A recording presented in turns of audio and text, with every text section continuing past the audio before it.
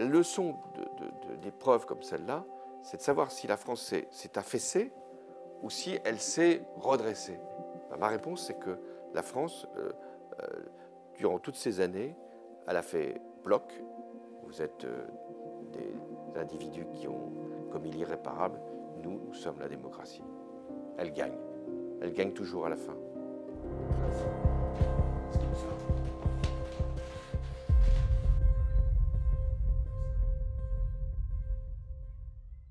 Bonjour Monsieur le Président. Bonjour. Merci de nous accueillir pour parler des 10 ans des attentats de Saint-Denis et de Paris. Bientôt 10 ans après le 13 novembre 2015, les cérémonies de commémoration prévues, est-ce qu'elles s'adressent d'abord à notre pays, aux survivants et aux proches des victimes tuées? Elle s'adresse d'abord aux survivants et aux proches des victimes. C'est le devoir que nous avons à leur égard.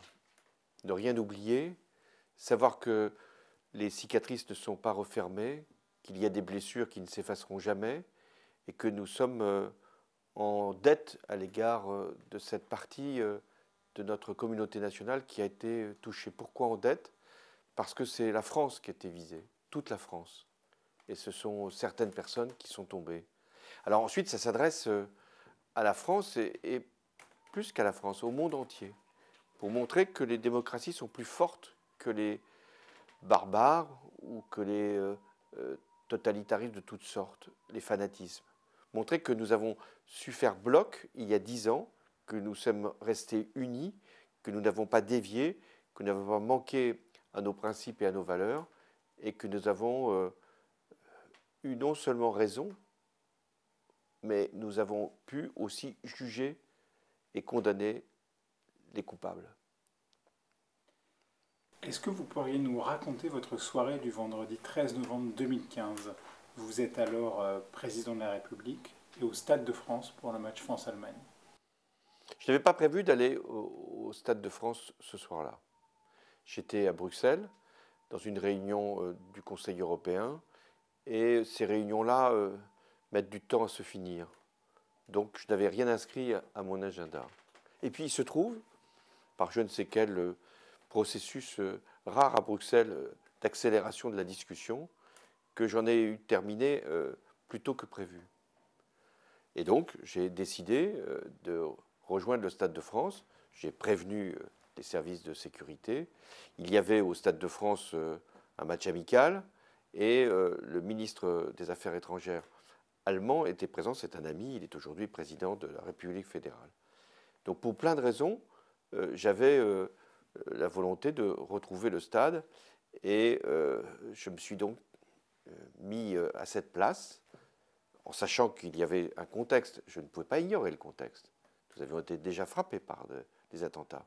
Mais il n'y avait pas ce soir-là d'alerte particulière ou au-delà de la vigilance nécessaire où nous aurions été amenés à prendre quelles précautions de plus puisque nous avions un système au Stade de France qui assurait la sécurité des spectateurs. Et d'ailleurs, aucun terroriste n'est rentré dans le stade. Et donc, qu'est-ce qui se passe à 21h20 environ?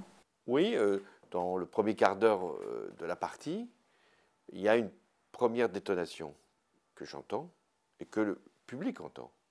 Mais il n'y a rien qui, dans le stade, laisse penser qu'il y aurait eu quelques dommages et aucun mouvement de panique ne s'empare de la foule. Ensuite arrive une deuxième détonation. Autant sur la première, je veux croire encore qu'il ne s'agit que d'un incident, autant sur la seconde, je n'ai pas de doute. Et très vite, une de mes protections, personne du service de sécurité, m'annonce que, à voix basse, qu'il y a 1 ou 2 morts à l'extérieur du stade. Donc je prends la décision de rester à ma place pour ne pas donner l'impression qu'il y a pour les spectateurs un risque. Et peu avant la mi-temps, je quitte ma place et je rejoins le QG de sécurité du Stade de France. Là, il m'est donné des images où je vois ce qui s'est produit, c'est-à-dire une attaque terroriste à l'extérieur du stade. Mais je suis immédiatement informé par téléphone par le Premier ministre, Manuel Valls, puis par le ministre de l'Intérieur, qu'il y a à Paris quelques minutes après qu'il y ait eu déjà cette première explosion, qu'il y a à Paris des groupes terroristes qui tuent, assassinent sur les terrasses. Et puis ensuite, je suis informé de l'action au Bataclan. À quel moment vous prenez la mesure de la gravité des événements? Dès que je sais qu'il y a à Paris des opérations qui sont menées sur plusieurs points, sans que l'on puisse savoir si c'est le même groupe ou plusieurs groupes qui agissent, je comprends qu'à ce moment-là, nous ne sommes plus dans une attaque isolée de quelques terroristes qui veulent toucher le Stade de France en particulier, mais que nous sommes dans une opération de plus grande envergure, de très grande dimension, avec des groupes qui ont préparé depuis longtemps leurs misérables actions et qui sont sûrement commandités de l'étranger. Donc à ce moment-là, je peux parler, je le ferai dans la nuit, d'actes de guerre. Justement, votre première prise de parole, il me semble, elle est un peu avant minuit, ce soir-là, depuis l'Élysée. Est-ce que vous avez déjà revu les images? J'ai revu les images, mais je n'ai pas vu toute l'intervention. Au moment où je m'exprime, des attaques terroristes d'une ampleur sans précédent sont en cours dans l'agglomération parisienne. Il y a plusieurs dizaines de tués. Il y a beaucoup de blessés. C'est une horreur. J'arrête là. Oui. Sur le c'est une horreur, on vous sent très ému à ce moment-là. Oui, je le suis encore au moment où je vous parle, quand je revois ces images. Parce que cette intervention à la télévision est inédite. Le président de la République ne s'exprime pas devant les Français à minuit. S'il le fait, c'est parce qu'il y a des actes d'une très grande gravité qui viennent et qui sont même en train de se commettre. Donc, je le fais parce que je mesure ce que ça représente. Des dizaines de morts, des centaines de blessés. Et le mot, c'est une horreur. Les mots, c'est une horreur, me viennent spontanément. Ce discours, je ne l'ai pas écrit. Je l'ai prononcé. Je l'ai prononcé avec 3-4 phrases que j'avais la volonté de donner aux Français, pour à la fois marquer ce que nous vivions, la sidération qu'ils ressentaient, et aussi l'action que je devais engager. Donc ce discours-là, il vient à la fois par la description de ce qui se produit. Je suis le seul à détenir ces informations, avec bien sûr le gouvernement et les forces qui agissent. Et ensuite, je dois prendre des décisions. Donc cette intervention, elle est construite assez facilement, même si le moment est très, très lourd, très dur. C'est-à-dire que je dois dire ce qui se passe et je dois agir au nom du peuple français. Et il y a le président de la République, bien entendu, mais il y a aussi le citoyen, le père de famille. Est-ce que ça a fait aussi appel à cet homme-là, ces actes horribles? Oui, le président, il est le chef de l'État, il est celui qui doit décider, agir, parler au nom de tous, montrer une forme de force, d'autorité. C'est ce qui est attendu dans ce moment-là. Ne pas montrer de faiblesse, ne pas être submergé par l'émotion, mais le président, c'est un être humain, il est aussi un père de famille, il sait ce que ça peut représenter d'avoir des enfants qui peuvent être sur les terrasses, qui peuvent être au Bataclan, et qui, pour certains, sont au Stade de France. C'était mon cas. Donc, je voulais aussi, sans que j'ai besoin de forcer ma nature, montrer que j'étais aussi pris par l'émotion que beaucoup ressentaient. Mais je devais trouver cet équilibre entre l'émotion nécessaire, sentiment qui doit à un moment nous submerger, mais justement ne pas être emporté par l'émotion et montrer que nous sommes là, que nous appréhendons une situation extrêmement grave, sans doute inédite dans ces dernières années, mais que nous pouvons maîtriser, que nous pouvons réussir, si nous restons unis, à vaincre les terroristes qui nous attaquent. Et ensuite, vous arrivez devant le Bataclan pendant la nuit. Oui. Et voilà, quels souvenirs vous avez de ces instants? Donc, après avoir prononcé cette allocution, je me pose la question de savoir si je dois aller sur place. Mais où aller? Sur les terrasses, il est les services de santé sont là, d'urgence.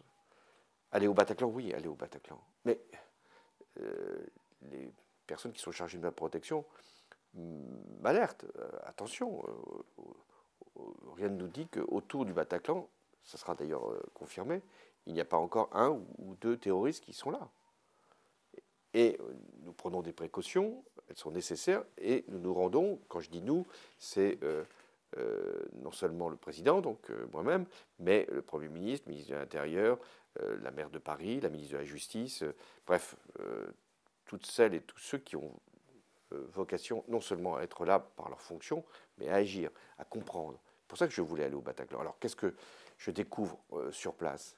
D'abord, des équipes médicales en grand nombre, qui ont réagi remarquablement, qui ont pu évacuer les blessés les plus graves tout de suite. Et lorsque j'arrive, ce sont des blessés, ils sont encore là, ils sont sur des civières, ils sont prêts à être envoyés vers les hôpitaux, ce sont les plus légers.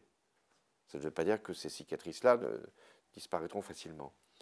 Et puis ensuite, je me pose la question, est-ce qu'après avoir salué ce travail des services d'urgence, des pompiers, est-ce que je dois aller au Bataclan? C'est à quelques mètres. Oui, je dis, il faut aller à la porte du Bataclan, non pas rentrer dans le lieu. C'est un lieu d'horreur.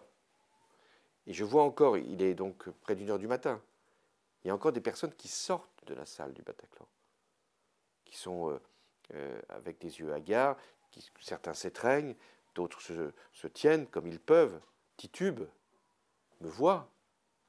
Je ne sais pas d'ailleurs comment ils ont vu la présence, à la fois des éléments qui pouvaient les rassurer. Si le président est là, c'est que nous avons la vie sauve, car sortir, mais c'était aussi un risque. Et puis aussi, prenant la mesure de ce qu'ils avaient vécu en quelques minutes et qui jamais ne pourraient et ne pourront s'effacer. Est-ce que vous avez, dans les jours, dans les mois ou même les années qui ont suivi, été pris d'un sentiment, je dirais, de culpabilité? Nous n'avons pas réussi à protéger les Français le 13 novembre 2015. Cette question, elle s'est posée, de savoir quelle était la responsabilité de l'État lorsque le procès des terroristes a eu lieu. Les associations de victimes souhaitaient que je vienne au procès non pas pour mettre en cause l'État, mais pour poser des questions. C'était le moment, pas simplement pour demander que soient condamnés les accusés. C'était l'objet même du procès. Et forcément, quand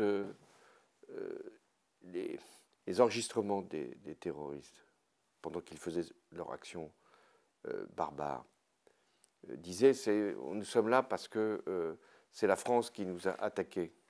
Je rappelle qu'ils étaient français. C'est la France qui nous a attaqués en Syrie, au Sahel. Donc forcément, ça renvoie à notre propre action. Puis ensuite, les questions que posent les victimes, leurs familles, sur les questions que posent tous les Français. Est-ce qu'on pouvait conjurer cet acte terroriste? Est-ce qu'on pouvait l'empêcher? Est-ce qu'il y avait des informations? Et pourquoi on n'a pas pu éviter ce drame et cette tragédie? Bon, ces questions-là, j'y ai répondu. Les services de sécurité y ont répondu. Les ministres y ont répondu. Ça n'apaise pas les victimes dans leur douleur et leurs proches, mais ça permet justement de comprendre ce que c'est qu'une attaque terroriste, une guerre terroriste. C'était ce jour-là, ça aurait pu être un jour avant, un jour après, et on a eu d'autres jours, mais il n'y avait pas forcément l'État islamique avec cette organisation qui nous faisait la guerre. Donc il fallait que aussi je puisse répondre à l'attaque qui nous était portée. 10 ans après le 13 novembre, est-ce que vous y pensez encore souvent? Oui, j'y pense chaque fois que je passe devant les lieux. Il se trouve que j'habite pas si loin à Paris, et donc je passe devant les lieux, des terrasses, je passe devant le Bataclan, et je me rends aussi parfois au Stade de France. Donc chaque fois que je suis sur ces lieux-là, forcément, les images me reviennent, les scènes me reviennent, l'action que j'ai menée me revient. Mais je n'ai pas besoin d'être forcément sur les lieux pour y songer. Parce que tout mon quinquennat aura été marqué par la lutte contre le terrorisme islamiste. Dans quelle mesure ces attentats ont changé non seulement le président de la République, votre présidence, mais également l'homme, François Hollande? Quand je me suis présenté devant les Françaises et les Français pour être leur président, je n'ignorais pas qu'il y avait des menaces terroristes, puisqu'elles venaient de se traduire par des actes à Montauban, des militaires qui avaient été assassinés lâchement, et puis l'attaque sur l'école juive à Toulouse. Mais je ne pouvais pas penser que ce serait avec cette ampleur-là, cette dimension-là, cette durée-là que les actions terroristes se mèneraient en France. À l'époque, quand je dis 2012, il y avait encore certains qui pensaient que c'était un loup solitaire, celui qui avait commis ces actes. Moi, j'étais déjà convaincu qu'on n'était plus dans la théorie du loup solitaire. On était l'objet d'une attaque contre ce que nous représentons, les idéaux de la France, le mode de vie des Français, ce que fait la France au plan international. Mais c'est vrai que ça m'a changé. Ça a changé d'abord le cours de mon quinquennat.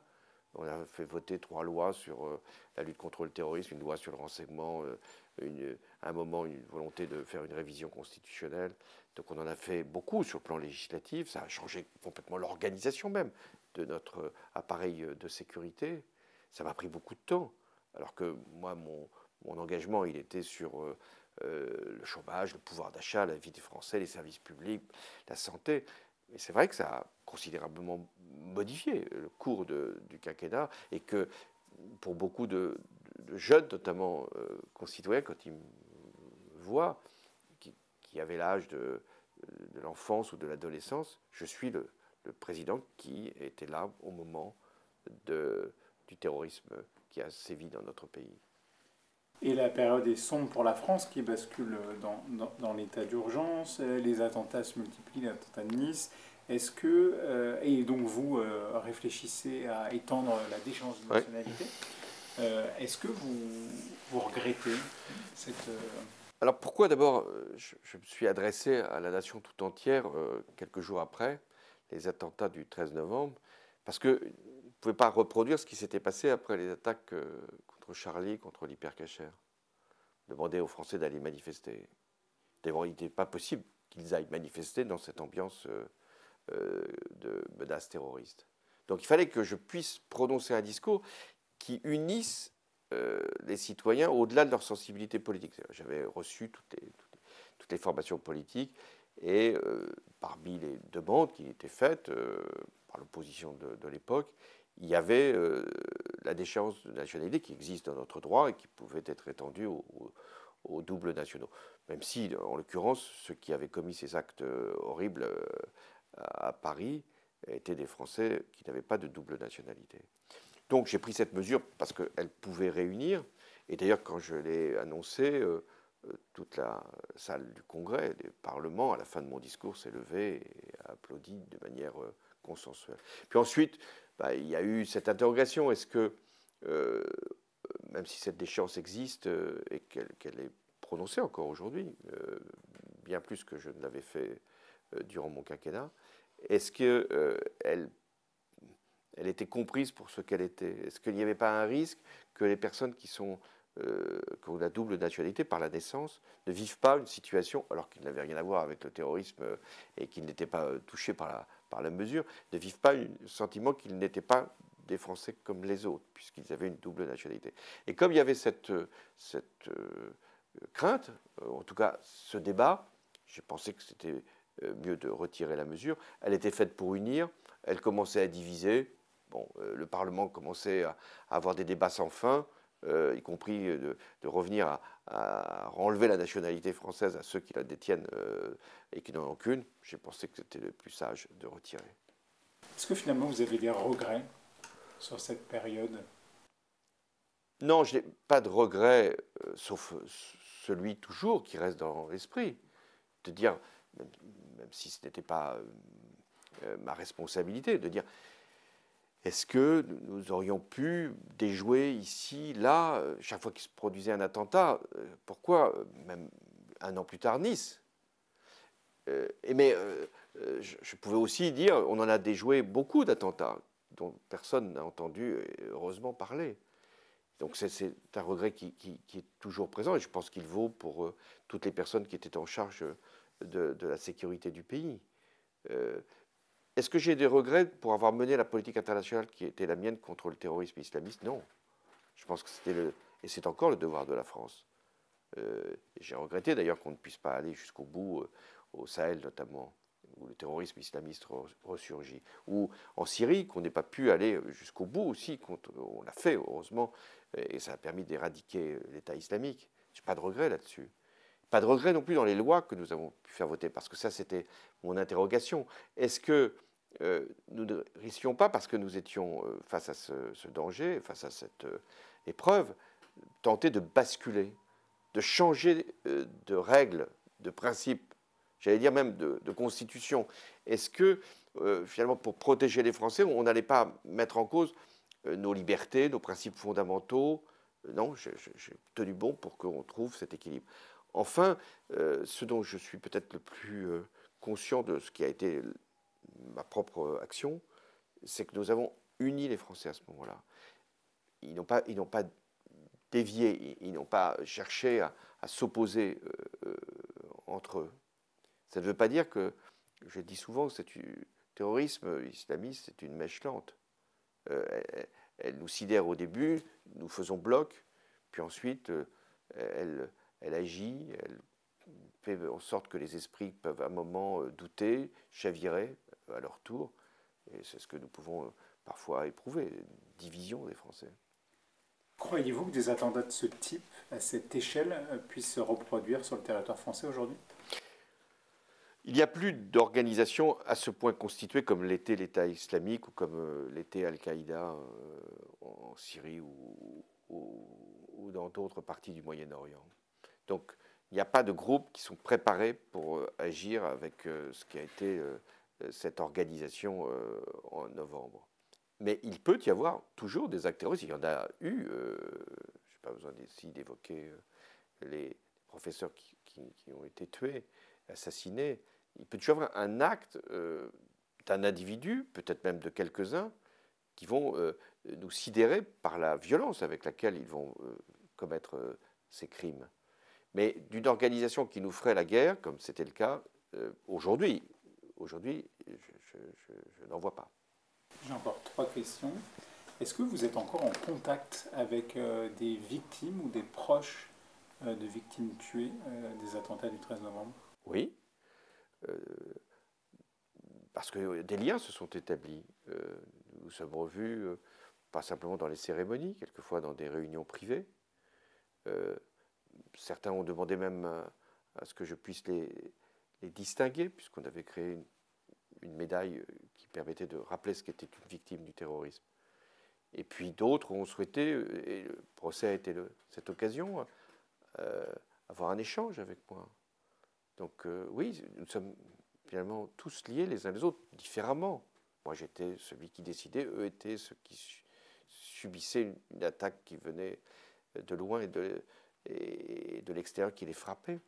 Mais oui, il y a un lien indissoluble qui s'est établi entre ces victimes et moi. Nous avons interviewé une dizaine de survivants ou proches de victimes tuées qui appréhendent beaucoup les cérémonies du 13 novembre en général. Et certains ont peur que leur histoire, celle de leurs proches assassinés, tombe dans l'oubli. Est-ce que vous le craignez aussi? Oui, c'est la raison pour laquelle il faut des cérémonies. Il faut des lieux aussi. J'ai parlé du procès. Il faut des rites. C'est important qu'on sache qu'il y a une suite, qu'on n'oublie rien, qu'on punit, qu'on poursuit, qu'on cherche, que la vérité puisse être établie aussi. C'est un point important pour les victimes. Et comment éviter l'oubli? Comment faire alors qu'il se passe tellement d'événements, tellement de crises qui se succèdent les unes les autres, la guerre en Ukraine, ce qui se passe au Proche-Orient, le climat qui se dégrade. Finalement, cette épreuve, elle a été terrible, mais d'autres épreuves sont aussi face à nous, peut-être loin de nous, mais face à nous. Donc il faut chaque fois rappeler comment ça s'est passé mais surtout comment on a réagi. Parce que la leçon d'épreuves comme celle-là, c'est de savoir si la France s'est affaissée ou si elle s'est redressée avec l'attaque qui lui a été portée. Ben, ma réponse, c'est que la France, durant toutes ces années, elle a fait bloc et elle a été capable de surmonter. Et la meilleure preuve, j'évoquais le procès, c'est que lorsque je me suis adressé, sans qu'ils aient à répondre d'ailleurs aux accusés, aux terroristes, ceux qui étaient les complices ou même ceux qui ont agi, je leur ai dit, vous voyez la différence, c'est que vous avez attaqué, vous avez tué, vous avez assassiné des personnes innocentes. Nous, on vous juge. Vous avez des avocats, vous avez le droit, vous avez un procès. Eh bien, c'est ça. Nous avons gagné la partie. Vous êtes des individus qui ont commis l'irréparable. Nous sommes la démocratie. Elle gagne. Elle gagne toujours à la fin. Un père qui a perdu sa fille au Bataclan me disait qu'il ne comptait pas se rendre à la cérémonie de commémoration. Je le cite, bon ça va, les commémorations de la République, on peut admettre des erreurs aussi. Et donc il poursuit en disant, j'ai jamais entendu Nicolas Sarkozy ou François Hollande dire, bon voilà, on a mis le pays à un moment donné par des actions de politique étrangère inconsidérées. On a mis notre pays en danger de ce qu'il se passe, ce genre de choses sur le territoire. Qu'est-ce que vous pourriez répondre à ce père endeuillé? Que je peux le comprendre. Je peux le comprendre d'abord de ne pas venir aux cérémonies, c'est tellement douloureux. Je peux le comprendre de s'interroger, de se dire, est-ce que si la France était restée toute seule, chez elle, sans se préoccuper de ce qui se passe dans le monde, est-ce qu'on aurait été protégé? Ma réponse, c'est difficile de l'entendre. Eh bien, non, nous n'aurions pas été protégés. L'Allemagne a été frappée, le Royaume-Uni a été frappé, les États-Unis au loin ont été frappés. Pas parce que ces pays intervenaient, nous sommes sans doute le pays qui a eu le plus d'actions, mais nous sommes frappés pas parce que nous faisons, mais parce que nous sommes la France. Ce n'est pas parce que la France fait, c'est parce que la France est. Elle est la France. Et pourquoi ces terroristes nous ont attaqués? Parce qu'ils n'ont pas choisi n'importe quel lieu. Ils ont pris un stade, ils ont pris des terrasses de café, ils ont pris une salle de spectacle. Parce que nous sommes la liberté, la vie en commun, le pluralisme.